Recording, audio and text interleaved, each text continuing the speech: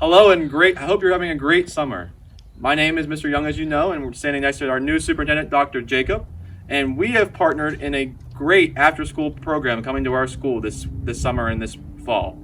This is going to be our 3D printed student orchestra, and Dr. Jacob is going to tell you more about this.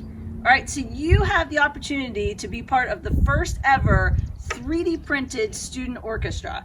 And we want you to sign up, we want you to join us. You're going to learn how to 3D print a violin, how to string a violin, and also how to play the violin. So we encourage you to be part of our group. The only requirement is that your arm length is 23 inches. So it has to be at least 23 inches, and that's just because we want you to be able to reach the strings and be able to play it well without getting frustrated. So we have a link to the Google form below, and we encourage you to be part of our first ever California area 3D printed violin orchestra.